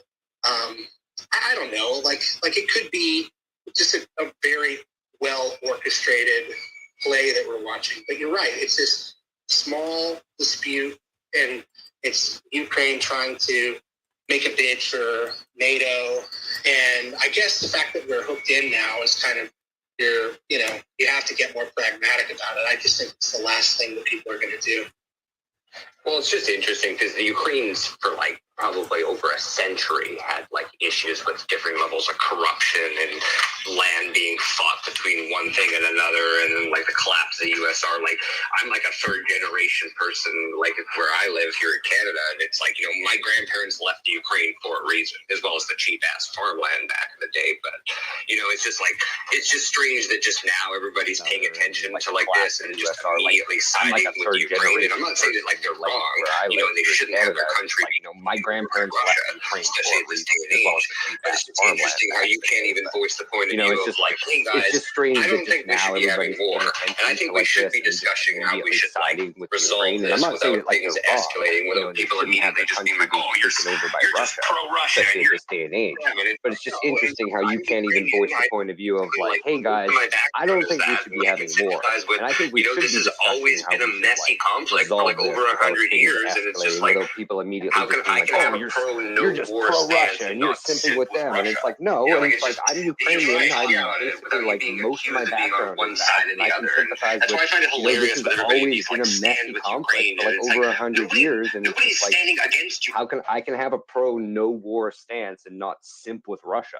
Like it's just, you can't even talk about it without you being accused of being on one side or the other. And that's why I find it hilarious with everybody, these like stand with Ukraine, and it's like nobody's standing against Ukraine. Okay, like it's not like the Russian people are like, fuck the Ukrainian people, let's flatten this country. Like, that is a really strong point, is the magnetism that if you go anywhere close to it, it's you're loyal to Putin, you're a Putin. Just the willingness to do that, like I guess especially on social media. I haven't seen too much of it like face to face, but I did notice when this was all first getting trucked out that you had there were a couple of like vodka companies that immediately like scratched out the word Russia from their name. Like it went from being Russian vodka to like Ukrainian vodka. And I was like, is that really the way this is going to go? And indeed, that's the way it went. well, I feel bad for the Russian citizens too, like the ones that just, they're not really involved in any of this. Cause like I remember in the beginning when like they were setting up like we're going to stop like doing these relationships with that. Like there'd even be like YouTubers I watched, like Linus Tech Tips, for example. He was like, we're going to be suspending our sales to Russia. And it's like, how's that fair to like your Russian viewers when they don't have any say over what the hell's going on in Russia, like with their military? That'd be like penalizing me like, oh, well, we're not shipping this product to you guys in the US because you guys are invading Yemen and all these other countries and stuff like that. Like, I don't know. It's just very strange. Like I can see it from the angle of like, well, you want to put pressure. So like if it's hurting the average citizen, then they're going to put pressure on their government. But like, do they even have that kind of say like you guys have in the States or me in Canada, where it's like you could protest against the government and maybe they'll listen and maybe they'll do something? Where it's just like it's always been strange that they're just going to penalize like the average day citizen, and it's just, that's been my unfortunate like view of a lot of this. Absolutely. It's like there's a lot of like Russian people that didn't do anything wrong, and I'm sure are great people and don't support any of this crap. Yeah, and it's like you hear about these kind of like robocalls or like flyer campaigns that people started almost as like a justification of how they're going to punish the average day Russian person. Like, you're being brainwashed, you know. Those boycotts infuriated me. I mean, just watching Americans say, pressure the corporations, pull McDonald's out of there, pull this out of there. I go, what are you doing? I mean, this is the dumbest thing I've ever seen. As like your solution is, you know, okay, maybe not starving those people to death, but taking the diversity out of their, like putting them in this totally helpless situation as though they're going to turn around and say, okay, Putin, you saw they're taking McDonald's, so change your tune. It's totally ridiculous. It's this classic a lot, like, I don't know what the best word for it, but it's this flawed mindset of thinking that, like, well, if they think that the way we think here, you know, like, they'll have to agree. And it's like, a lot of people don't understand. Like, I see this constantly on the internet with like people, like, they'll be arguing with people, and it's like, you do understand that, like, the internet is everybody besides the United States. Like, countries do things differently. Like, I know you have your little fairy tale utopia of like, it'd be great if you guys did this, but like, a lot of places do things differently, so it's going to be really hard for them to want to even hear your point of view when it's like, you know, we do things our way. So it's like, how would it be any different than us coming to you guys saying, yo, you're wrong, you should be doing it this way or whatever? So it's just, I don't know, there's a lot of tribalism and stuff like that. It's just ridiculous. Well, I would go a step further than the word echo chamber, which I think gets, you know, which accurately gets pushed out there a lot. But beyond echo chamber, it's this inflated image of self that social media has given these people, especially the talking heads, of like just, you know, being able to put some pressure out there and get what you want. I don't think that translates when it comes to a third world country or to a country like Russia, and you're trying to get something from the leader of that country. It doesn't translate, and it really isolates those people as far as just how skewed their thinking is. I'm on board with you 100% on that one. I mean, I was, again, just so checked out at that point. I was like, nothing surprises me at this point, but things come along and they do surprise you. It's just one rung lower, just dumbing and dumbing down of people just having this inflated self-worship or this inflated image of self. You know, just seeing those 500 likes on a post or something, just not being able to back down, not being able to change the dialogue at all, you know? Yeah, it's just sad we don't seem to have like any sort of like actual like journalists that are like truly transparent, where they're just like, hey, there's some crazy crap that's going on. We're just telling you about it. This isn't my opinion about what's going on. This isn't my speculation about going on. This is just what we know is going on. You know, it's just like, there just seems to be way too much. Like, that's the number one thing that drives me, like, that pisses me off. I don't care if you have an opinion or a bias to one side or the other. That's fine. You know, like, everybody has their stance. But like, I just can't stand when people are just like, oh, well, I'm just being neutral in all this, and then clearly showing some sort of a bias, or like they've sided with, like, I've seen that in a number of things, like whether it's like these Eliza Blue topics or talking about Andrew Tate, or like the drama between Crowder and Daily Wire. It's just like, you have all these parties that come in here and they host these Twitter spaces and they're like, well, I'm being neutral in all this. But then as soon as like something that like is clearly on the side of which they've taken, they're like, yeah, and they get all fired up and so quick to dismiss the other person who has like a counter argument. Absolutely, where it's like, absolutely. we're not having a discussion about anything anytime is just, it's so rare. And it's like, that's why I see so beneficial about these spaces. Like, even if it's just like the four of us right now chit chatting, it's like we can at least have these discussions of like, hey, this is my point of view on it. I'm not saying I'm right. I'm saying, me just as a potato, this is just what I'm observing, and this is my takeaway from this. And I'm sure a lot of people agree with me on that, or don't, or like tell me otherwise. Like, in the Cashman article, where people are accused of wanting to tear down Elon Musk, guilty as charged. Like, that's totally that's totally where I'm coming from. That's the another direction funny of like, thing is, here we go. I see a lot of people, like, I've noticed, like, on like the right or like on this side, that a lot of people are pro Elon. Like, I've been for a long time saying that like Elon is probably the world's greatest con man, in my opinion. Like, there's been so many things that this guy does that like anytime he has some sort of wild brain idea, the media just loses it over it. They're like, he's gonna change the world, or this guy doesn't care about, like, you know, he's pushing us into the 21st century. And it's like, there's just grift after grift, like his whole hyperloop thing. Like, it's just like, that was an idea started over 100 years ago that everybody knew was never going to work out. And it's like, you still see companies right now, like, I think there's a place in Virginia that they just blew like several $1 billion funding this idea, and it's like, it's never going to work. And it's like, he always gets credited with all like these great ideas, and like there's a website that tracks like all his claims that he made. I think it's like Elon.today or whatever.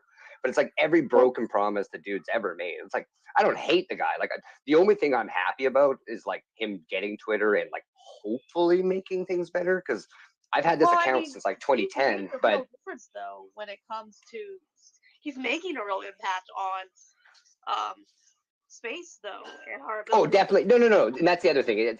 It's not like the dude's done nothing. Like, definitely everything he's done with SpaceX has been awesome. I find it disingenuous when people are like, you know, like, look at all this revolutionary tech, and it's like, yeah, but the self-landing rocket was invented like 70 years ago, and it's like, granted, it wasn't as successful as he's made it, but it's just he seems to get all the credit on things that he's either partnered with or just made actually work. And it's like, I don't hate the guy for that. Like, he has done some good shit, but I just find people are so quick to just immediately be like just his fanboys on everything.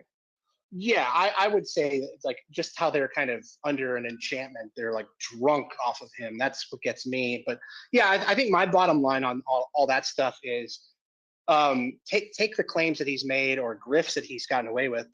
The logic is, if he's lied about one thing, like, what else could he be lying about? That's the thing. And that's the thing about somebody who gets away with something. But I think in his case, because he can actually interact with it, you can feel it, you can touch it, you can drive a Tesla, you know, we're just stuck with him.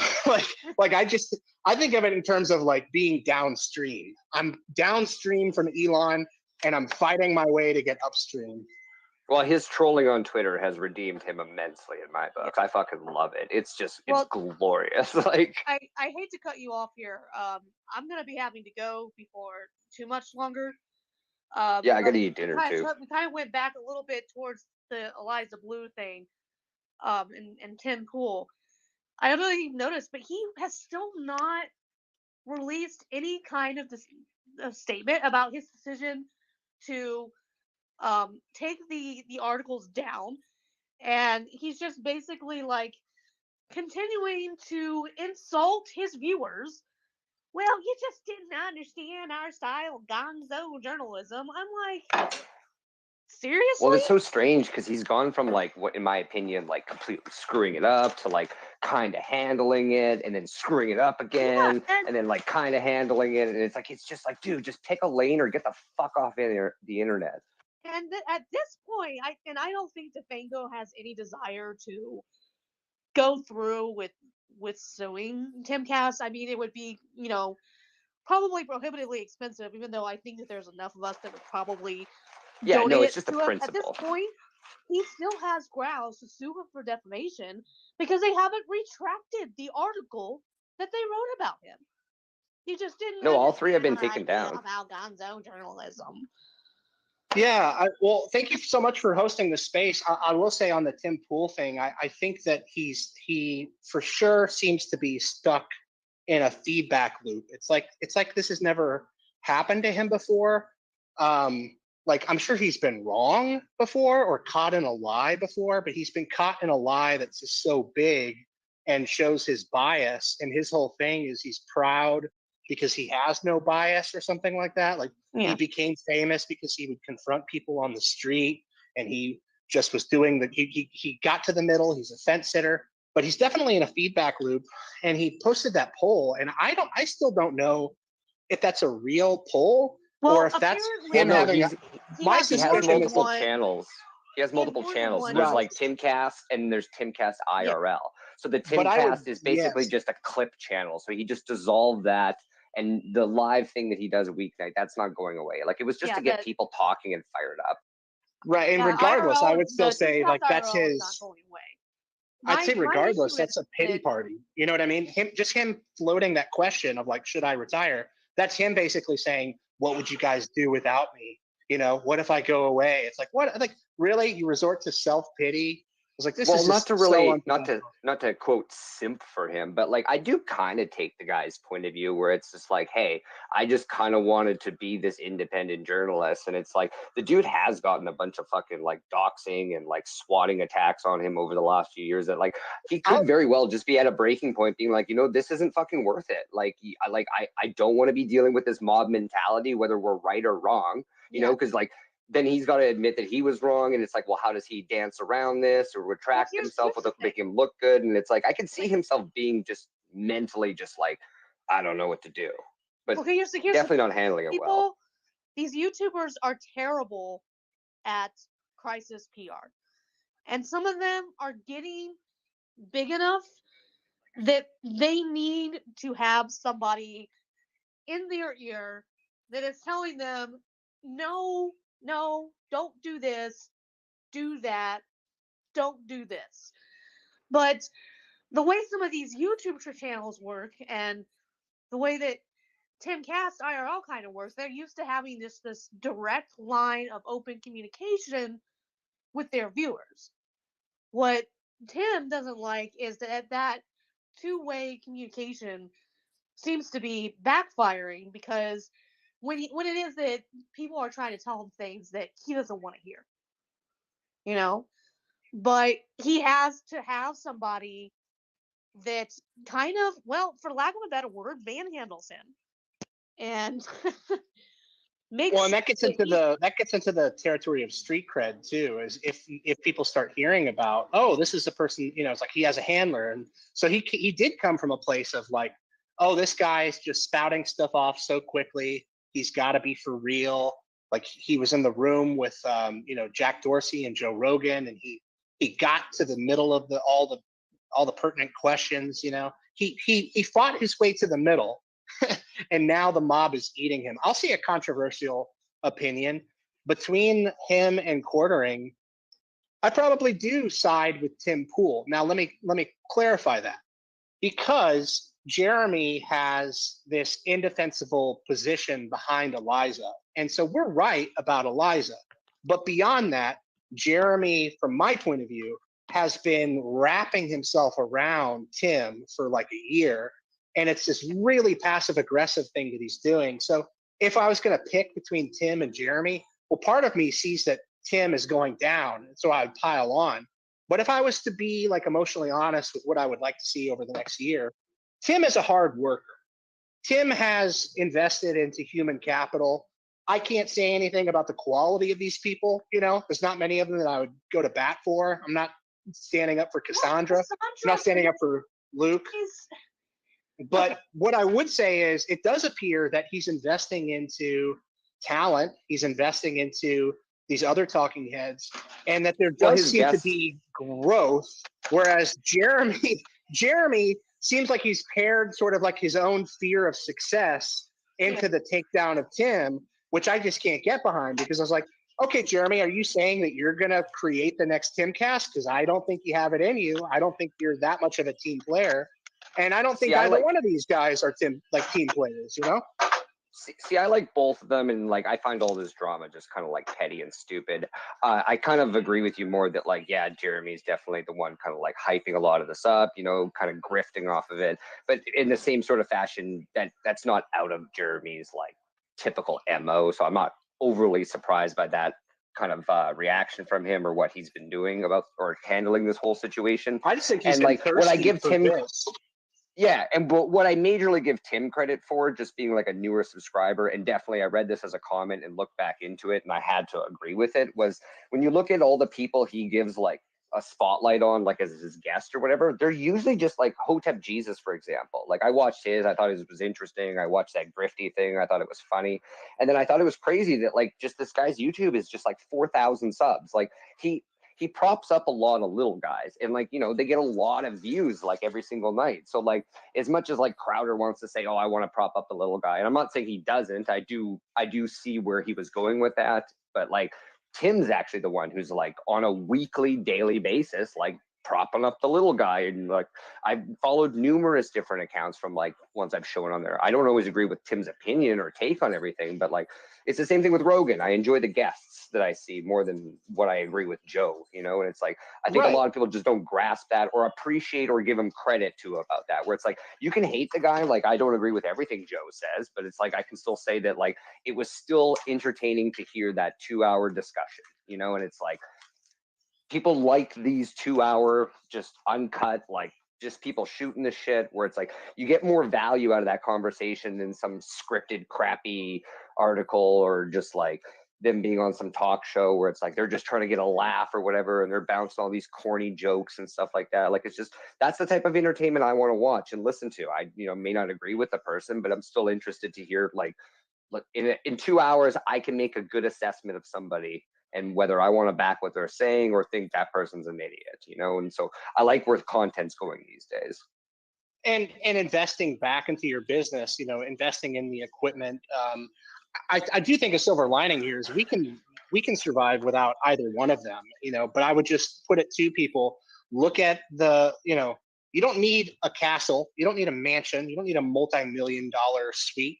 You really just need to rent a room somewhere, or retrofit your basement, you know, with a couple of cameras and podcast arms. But everybody's been isolated down and pushed away from their friends and family. That, you know, Do you have could a you channel get, or do you have a YouTube channel or anything? Because like I've listened to you in multiple spaces, and like you just have a good way of like conveying a conversation, and like I'd listen to you. Like, I think I've wanted to do the idea of making a channel. It's just always been like, on what?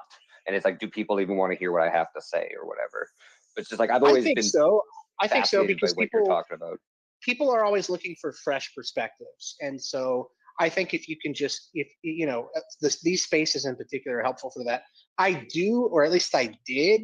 I'm one of those people that just outright got deleted by YouTube without them telling me who complained. They claimed that I was harassing or cyberbullying somebody.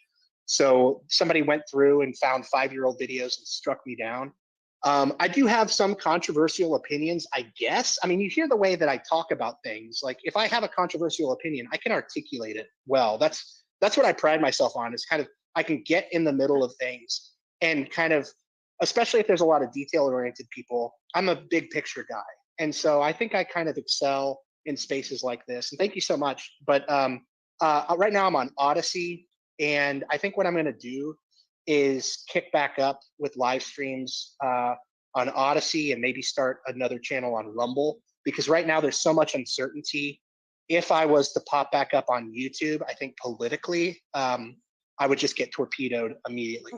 So well, we'll do it. Throw up a I channel. hate to have to cut both of you off. Unfortunately, I do have to go.